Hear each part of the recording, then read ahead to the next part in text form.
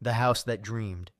In the heart of Blackwood County stood an empty house, not abandoned, not forgotten, just empty. For decades, it had been perfectly preserved. The doors never creaked, the windows never gathered dust, and the grass in the front yard never grew an inch too long. But no one lived there. No one ever had. The townspeople avoided it, not because of ghost stories or rumors of disappearances. There were none. That was the strange part. The house had no history at all. No records of its construction, no past owners, no childhood memories tied to its walls. It simply existed as if it had always been there. Emily Carter had always been drawn to unsolved mysteries, and this was the strangest of them all. A house without a past. As a journalist specializing in the unexplained, she had traveled far and wide, but nothing had intrigued her quite like this. One autumn evening, just as the sun dipped below the horizon, she parked outside the house, camera slung over her shoulder, and approached the porch. The house looked normal, a classic Victorian with dark green shutters, a wraparound porch, and a single light glowing softly behind the curtains. But something was off. The air around it was unnaturally still. No wind. No rustling leaves. Not even the distant hum of crickets. It felt as though the world itself was holding its breath. Emily tested the front door. It was unlocked. The air inside was fresh, not musty, not stale, just untouched. The furniture was arranged neatly, as if someone had stepped out for only a moment.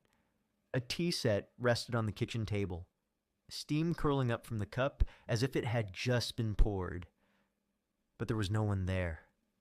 Her footsteps made no sound. The wooden floors should have creaked under her weight, but they were silent. She pulled out her camera, taking quick shots of the interior, but when she glanced at the screen, her stomach clenched. The photos were empty. No furniture, no tea set, no chandelier overhead. Just bare walls. Emily's breath quickened. She turned a slow circle, scanning the room. The house wasn't empty. She could see it with her own eyes. But her camera insisted otherwise. Then she noticed something. A journal resting on the fireplace mantel. It wasn't dusty like the other objects. It looked new. Her fingers trembled as she picked it up, and a chill ran through her as she read the name embossed on the cover. Emily Carter, her own name.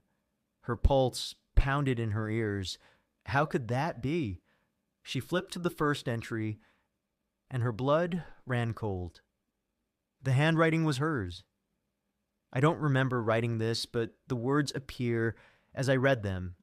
The house is waiting for me. Her hands tightened around the leather cover.